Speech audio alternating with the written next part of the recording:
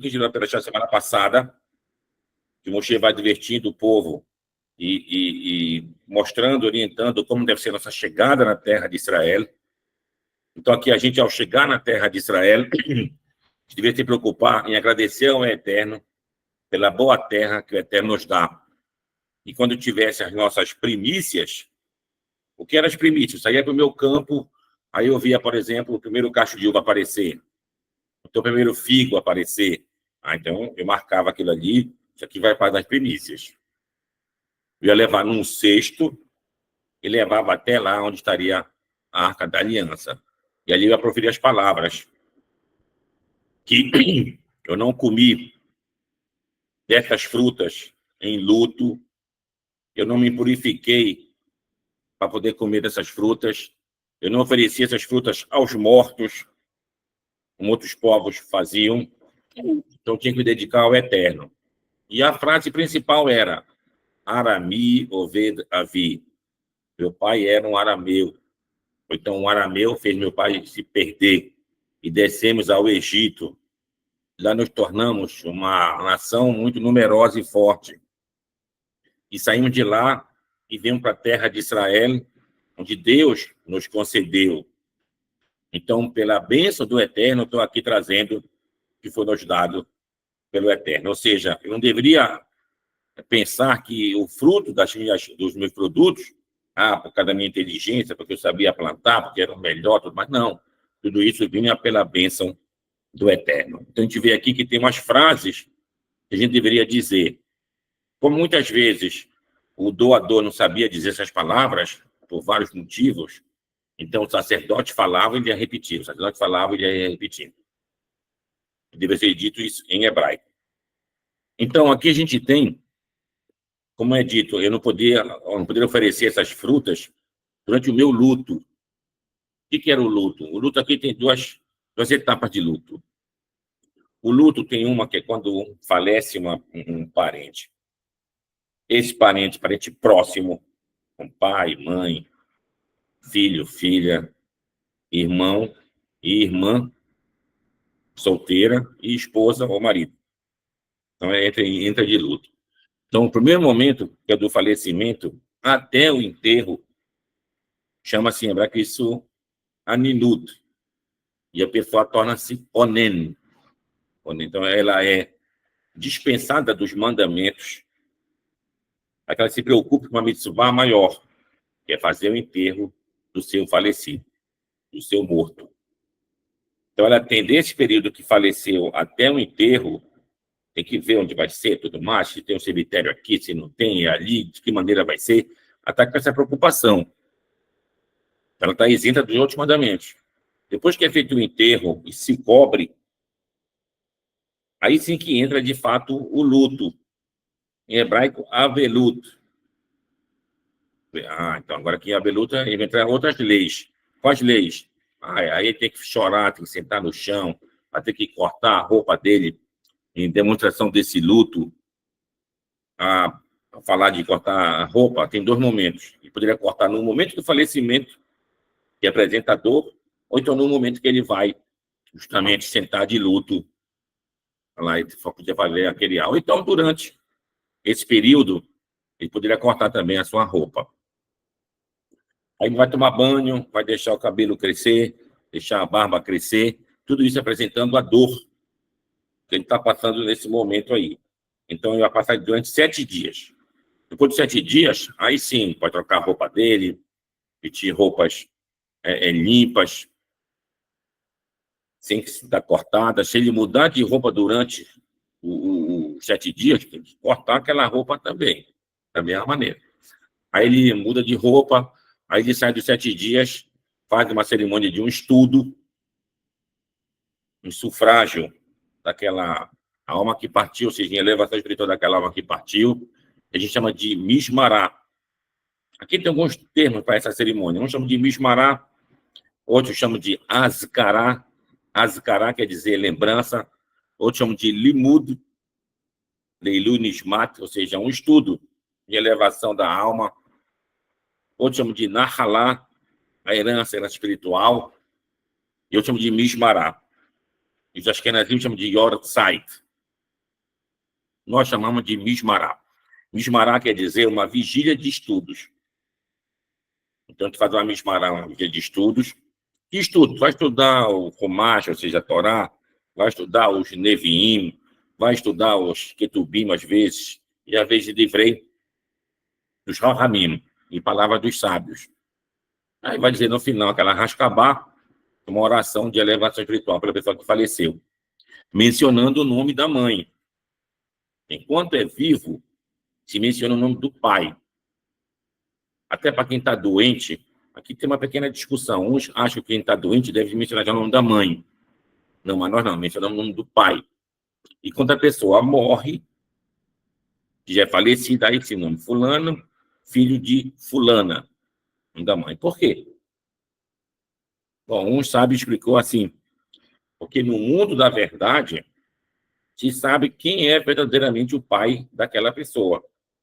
E às vezes aqui a gente não sabe.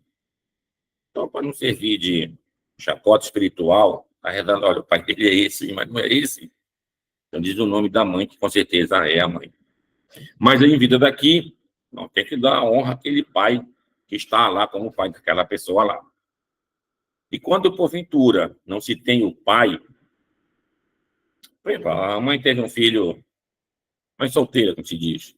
Então se usa o nome do avô. O pai dela vai servir de pai dessa criança. Se nem isso tiver também, nós chamamos de Bar Abraham. Filho de Abraham, Abraham, no caso, nosso patriarca. Da mesma maneira, aquela pessoa que adere ao judaísmo, que se converte ao judaísmo, também é chamado de Bar Abraham. De Abraham, fazer parte dos filhos de Abraham. Então, ele entra, sai de Onen, durante o Onen, que é aquele período entre falecimento e o enterro, ele não pode beber vinho e nem comer carne. Ou seja, tu está com uma obrigação de fazer, tu está te panturrando de carne, ou então de vinho, porque fazer a mitzvah primeira. Já depois do enterro, ele já pode até tomar vinho e beber carne, e comer carne. Mas aí vai ter outras obrigações. Sentar no chão, como foi falado, ele vai ter que deixar a barba crescer também, até as unhas não deve cortar. No máximo, ele pode lixar as unhas dele depois do 7º dia. Ele vai lixando. E depois do 7º dia, vai passar um luto de 30 dias. Até os 30 dias, ele não deve ir justamente em casamentos. E, às vezes, alguns deixam a barba crescer até o final dos 30 dias, quando é de pai e mãe. É um luto um pouquinho mais pesado. Aí, passados os 30 dias, alguém chega, só para confirmar, a barba está muito grande, ele vai e pode fazer a barba dele. E outros querem levar a barba até durante um ano. Vai depender do sofrimento de cada um, conforme o seu luto. Então, ele leva durante um ano. Então, são 3 etapas. Passados os 7 dias, tem a Mishmará de Shevi'im, ou seja, 7º dia. Passados 30 dias, tem a Mishmará de Sheloshim, 30 dias. E passado um ano, tem a Mishmará no final do ano. Como o Zohar escreveu, o julgamento dos perversos acontece durante um ano completo, então, para nós não considerarmos os nossos entes queridos como perversos, a gente não faz Mishmará com um ano completo. A gente antecipa. Então, de vez de fazer no 12º mês, a gente vai fazer no 11º mês. E o que acontece no 11º mês? Ora, a partir do 10º mês, já foi completo 10 meses, já vai entrar no 11º mês. Então, tu faz com 10 meses e uma semana, que já é do 11º mês. Então, 10 meses e 2 semanas, que já é do 11º mês. Então, 10 meses e 3 semanas. Mas não deve ultrapassar o 11º mês. Tu não incorrer no risco de estar considerando teu ente querido como perverso esse de 12 meses. Mas o luto continua até o final dos 12 meses. E antecipa a Mishmará, mas o luto continua até o final dos 12 meses. A partir daí, ele vai fazer as orações pelo morto dele na Halá. Na Halá, agora para nós, aqui não é a Mishmará. A Nahalá é herança espiritual e a cada ano, naquela data de falecimento, é a Nahalá do falecido dele. E, às vezes, como em muitas comunidades, não se tem minhã durante a semana, então essa Nahalá, ela, digamos, acontece numa quarta-feira. Então, no sábado anterior, é o Shabat Nahalá daquele falecido. Aí, o que vai à esnoga, ele vai recitar o Kadish, junto com o outro, se tiver lá para recitar o Kadish, e deve dizer a Haftará. A Haftará, aquela segunda leitura. Tem a Perashá, tem a Haftará, vai ler a Haftará. Ele pode ler o Maftir, que é o final da Perashá, que é um trechinho, então ele lê a Haftará correspondente. E a palavra Haftará vem da palavra Niftar, que deu falecido, aquele que se despediu desse mundo para o outro. Então, isso é, logicamente, a elevação espiritual daquela pessoa que faleceu. Logicamente, se não puder ler a Haftará, também não tem problema. Basta dizer o Kadish lá, junto com os outros, já é o suficiente. E a parte principal, se ele puder fazer justamente obras de caridade nesse mundo em elevação espiritual daquele que partiu para o outro. Então, ele vai fazer uma seudá. O que é seudá? Uma refeição na sinagoga, dar umas palavras de Torá, ou ele mesmo, ou outra pessoa, ou ele delega, ou então ele fala para o rabino responsável lá, tudo isso em nome daquela pessoa que faleceu. Então, isso é feito, o que acontece às vezes em muitas esnogas, que às vezes coincide de muitas Nahalot no mesmo Shabat. Às vezes pode dar certa confusão. Olha, na Nahalá do meu pai. Outro chega na Nahalá do meu pai. Então, a pessoa quer dizer aquela Haftará. Mas só tem uma Haftará. Então, tem que ter um critério de desempate. Então, primeiro é por pai. Se for pai, o mais recente é que leva a prioridade. Depois é por mãe. Mãe, a mais recente tem prioridade. Depois de mãe, vem filho. Depois filha. Depois vem irmão e irmã solteira. E, por último, a esposa ou o marido. Por que por último? Porque pode se divorciar durante a vida e acabou o vínculo.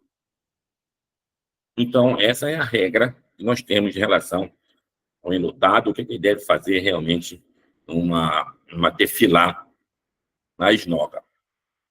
E quando chegar períodos de festividade, a festividade corta o luto. Que está escrito, Vesamarta Berraguerra. Tem que te alegrar nas tuas festividades. Por exemplo, agora está chegando o Rosh Hashanah. Se alguém falece agora, então ele não vai cumprir a mispará de mês. Não vai esperar até um mês. Quando chegar antes de Rosh Hashanah, tem que fazer a mispará logo. E assim vai ter referente a Yom Kippur, que vai ter referente a Sukkot também. Então, essa era a lei do luto. Que está nessa perachá. Lo achalti mimeno beoni. Não comi aquelas frutas na aninut, ou seja, naquele período de falecimento até o enterro, ou durante o luto, realmente. E a gente vê que o rei Davi, quando ele ia ter o filho com a Batsheva, que era o primeiro filho, que esse filho nasceu e morreu em seguida. E o rei Davi rezou para que a criança tivesse vida, tudo mais, rezou. Quando a criança faleceu de fato, ele foi, tirou a roupa dele, tudo mais, mudou, se fez a barba dele, está fazendo a barba, o cabelo. Ele disse, olha, enquanto estava vivo, eu estava fazendo todas as orações de súplica. Agora que morreu. Então, esse período que foi permitido era de Onen. No Onen, tu pode fazer a barba, pode fazer o cabelo, só não pode tomar vinho e carne. Aí depois que começar o luto verdadeiramente, que é quando se cobre a sepultura, aí que vai entrar essas proibições. Bom, aí temos na Perachá também as maldições e as bênçãos que eram realmente feitas no Monte Ebal, no Monte Gerizim. Então, a Torá diz que quando chegar na terra de Israel, se vão se reunir, fazer um altar no Monte Ebal, vai escrever a Torá naquelas pedras, para servir de testemunha. 6 tribos vão subir no Monte Gerizim e 6 tribos vão ficar no Monte Ebal. Os levitas vão proferir justamente ali as bênçãos, aquelas 6 tribos do Monte Gerizim vão dizer amém. E vão proferir as maldições, as 6 tribos que estão no Monte Ebal vão dizer amém. Mas a gente encontra na definição das tribos que a tribo de Levi também estava entre os que iam dizer amém no Monte Gerizim. Como é que fica essa divisão aqui? Não eram eles que estavam proferindo as bênçãos, maldições? Então, como disse um dos sábios, ao explicar, não. Os que estavam dizendo, proferindo as bênçãos, maldições, eram os sacerdotes, que eram levitas, praticamente. Então, aqueles levitas que ficavam ao redor da Arca da Aliança para cuidar, então, esses ficariam ali para proferir. Mas aqueles que eram levitas, que não estavam atuando plenamente no serviço, eles iam ficar fazendo parte daquelas 6 tribos que iam constar, das que iriam dizer amém para as bênçãos. Mas aqui tem uma pergunta: como assim 6 tribos? A tribo de Levi não saiu e continuou 12? Para a gente não confundir, entender bem essa questão das 12 tribos de Israel.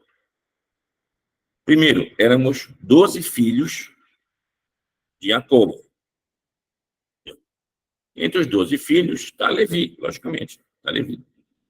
Como Jacó passa a primogenitura para José, para Yosef, e ao primogênito vai caber 2 porções da herança, então o que fez Jacó? Passou as 2 porções para os filhos de José, Efraim e Menaxê. Aí iriam ficar quantas tribos? 13. Mas aí a tribo de Levi, ela é tirada dessa porção, ela fica com a porção do templo, do serviço divino, mas não recebe herança na terra de Israel. Então, nessa contagem aqui, está contabilizado as tribos de Efraim e Menaxê como uma só, como a tribo de José. Aí continua sendo as 12. Mas se você considera Efraim e Menaxê como tribos separadas, então a tribo de Levi não é contada. Então, a herança da terra de Israel foi dividida pelas 12 tribos, sem contar com a tribo de Levi.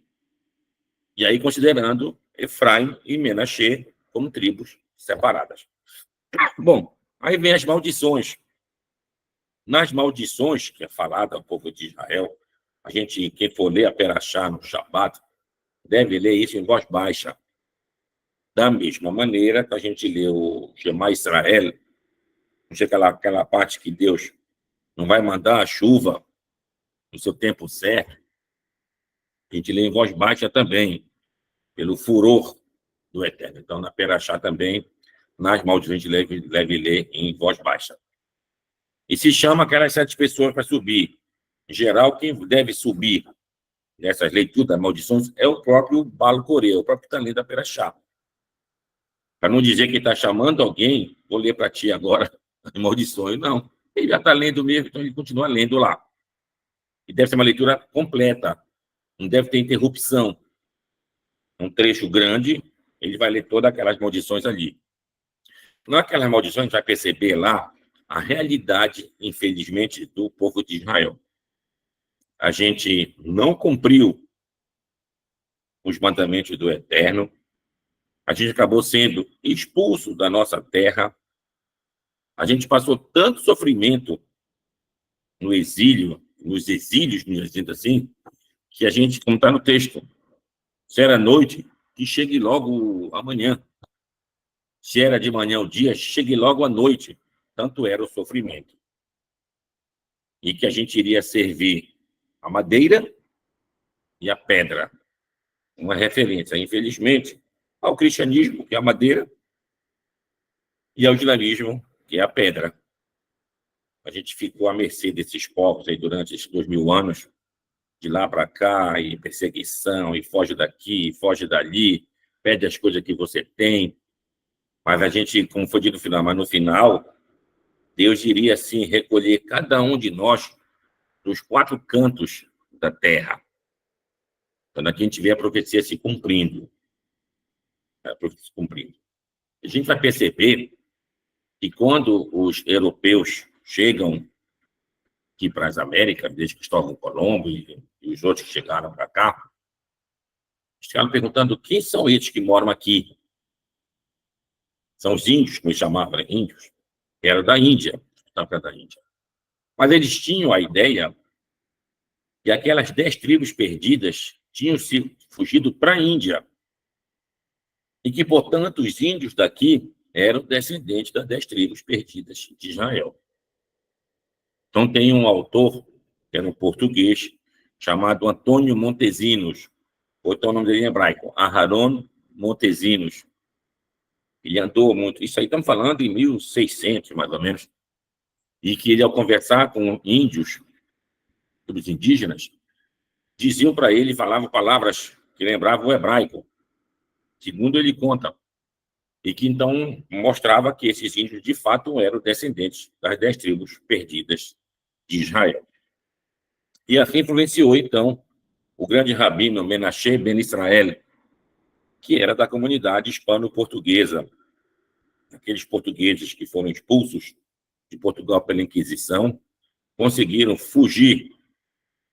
Uns foram para o Marrocos, outros foram para a Turquia, outros foram para a França e Holanda, chegando até a Inglaterra, e lá eles voltavam publicamente ao judaísmo.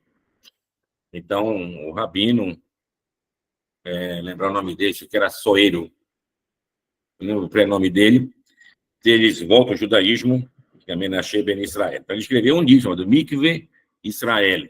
Mikve, não de Mikve, de tomar banho, esse Mikve de Tikvah, de esperança, a esperança de Israel. Ele considera, então, que estava se cumprindo a palavra do Eterno, que nós estávamos, então, espalhados pelos 4 cantos do mundo inteiro, e que ia chegar o momento de nós sermos reunidos para a nossa redenção. Isso ele escreveu lá em 1600 e tal, quando eles vieram, inclusive, as comunidades judaicas de Olinda e Recife, principalmente, entre outros pequenos lugares, e estabeleceram, então, comunidades judaicas de judeus que eram, no final das contas, portugueses, que falavam ainda o português. Então, acabaram sendo expulsos depois. Uns ficaram aqui no Suriname, na região chamada Pará, distrito do Pará, mas no Suriname, e outros seguiram para Curaçao, outro lugar, chegaram até onde é Nova York, que até então pertencia à Holanda, era ali Amsterdã, e depois que a Inglaterra tomou conta, chamou de Nova York. Então, quando aconteceu, em 1700 e tal, um naufrágio de uma nau portuguesa, perto de Paramaribo, aí no Suriname, quem acolheu aqueles portugueses lá foram os judeus portugueses, que ainda falavam português, em 1700 e tal. Aí, depois, aqui a província, como chama-se, que era o vice-rei do Brasil aqui, mandou uma expedição que passou aqui pelo Pará, para ir até lá no Suriname, agradecer a acolhida que aqueles judeus deram, tudo mais, judeus que já falavam português. Então, a gente está vendo o quanto a nossa história aqui na América é, de fato, muito antiga, muito antiga. E existem vários estudos de como esses judeus, no caso das 10 tribos, chegaram aqui, que é a mesma história da teoria de como aqueles indígenas chegaram aqui no continente americano, através do Estreito de Bering, lá entre a Sibéria e o Alasca, atravessando ali o Estreito de Bering. Já tem entre outras possibilidades, logicamente. Mas isso demonstra que o que está nessa Perachá está, de fato, acontecendo, então, de fato, aconteceu. E nós estamos, hoje, realmente trazendo de volta esse nosso orgulho de voltar para a terra de Israel. E o Talmud diz, isso é para nós todos, que 3 coisas se conseguem com muita dificuldade. Uma, você estudar a Torá. Estudar a Torá é difícil daqui, difícil dali, situações adversas. Outra é você conseguir o Olam Abá. Provações desse mundo daqui, suas dificuldades. E a terceira é conseguir morar na terra de Israel. Então, é outra dificuldade para todo mundo. Nunca foi fácil a situação, nem na época de Moshe, nem por exemplo, e agora também não é fácil também. De ver a situação que acontece lá, entre outras dificuldades. Mas isso está no mundo realmente conta.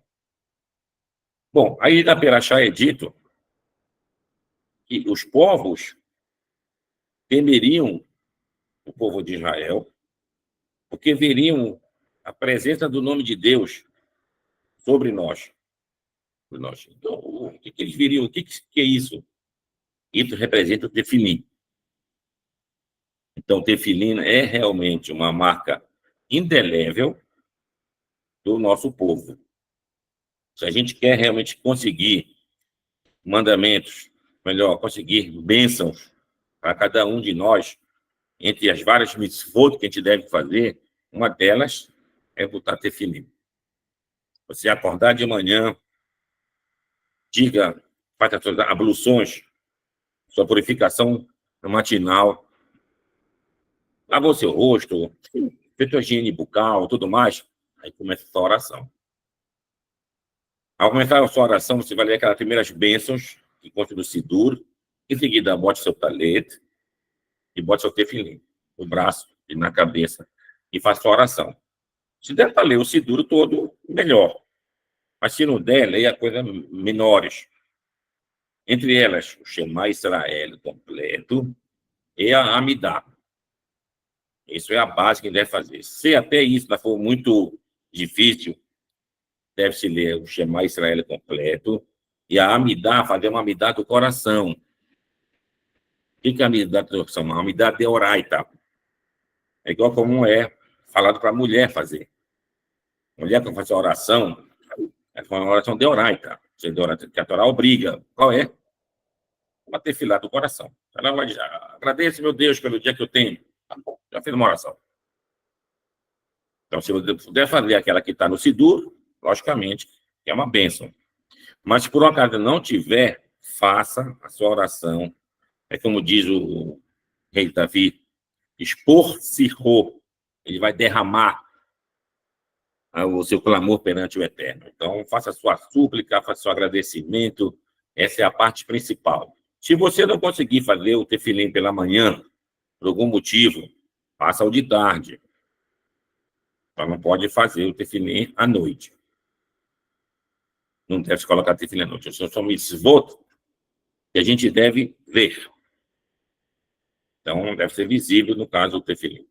Muitos, no passado e até hoje, eu me lembro de ver lá em Israel, principalmente, pessoas que ficam com o tefilim o dia inteiro. E vai, ele bota o tefilim desde de manhã, aí ele usa aquele chapéu, ele bota por cima do tefilim aqui, para não ficar aparecendo tudo mais, assim, ele consegue fazer coisas do dia a dia. Na mão aqui, ele bota só aqui tudo mais, para não atrapalhar ele. Mas fica o dia inteiro tefilim. Logicamente, pessoas mais simples, digamos como nós, assim, deixa tefilar, bota o teu tefilim. Então, o tefilim serve realmente como uma proteção muito grande contra energias, vamos chamar de energias negativas, serve como uma força muito grande contra quichufim. O que é quichuf? Quichuf quer dizer, chamando em português de feitiços. Rabelo, a gente acredita em feitiço? Como é essa história? Não, a gente não acredita em feitiço, mas a gente acredita nas nossas falhas. Isso, quando eu falho, eu fico vulnerável perante o Eterno. E assim, essa proteção é retirada de mim. Então, energias negativas, do olhar de alguém, do desejo ruim de alguém, aquilo pode, de fato, me atingir. Então, é dessa maneira que eu devo realmente fazer um trabalho e um serviço ao Eterno, para que eu tenha realmente esse Magen Abraham, esse escudo de Abraham. Então, o escudo de Abraham são as mitzvot. A gente está chegando, nessa perachá que se diz que a gente deve cumprir as coisas para a gente seja por cabeça e nunca pelo rabo. Que a gente vai ler isso quando? Em Rosh Hashanah. Rosh Hashanah deve ter em cima da mesa os alimentos que representam símbolos para um bom ano. Tem vários costumes, mas o nosso mais simples Primeiro começa com maçã no mel. Depois maçã no mel, tu vai para a selga. Da acelga, você passa para o alho porro, o alho poró, e depois tâmara. Depois da tâmara, tu vai para o jurumum, é o mesmo que a abóbora. Depois desse, tu pode fazer o romã. Se não tiver romã, pode ser erva doce, ou até gergelim, que chama cirúbia, ou até peixes. Peixes. E todos eles representam que Deus aumente os nossos méritos. Então, essas coisas são numerosas. E, por último, a gente pode usar uma cabeça de peixe, ou uma cabeça de carneiro, ou uma cabeça de frango, ou até para aqueles que são vegetarianos, uma cabeça de alho. Pega uma cabeça de alho frita, bota lá e tu vai comer aquela cabeça e vai dizer: seremos sempre pela cabeça e nunca pelo rabo. Porque na maldição consta ao contrário. Quando a gente não cumprisse, a gente seria sempre pelo rabo e nunca pela cabeça, do contrário.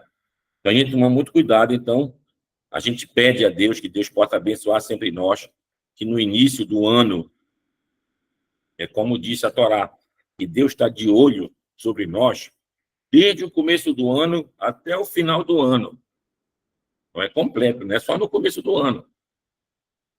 Então, esse começo do ano é para o ano inteiro, você tome cuidado, fazer sempre aquilo que você puder fazer melhor para servir o Eterno. Mas tem uma frase importante dentro do porquê das maldições, que a gente não serviu o Eterno com alegria, os turvo levar, com aquele bom coração. Olha o que Deus está dizendo.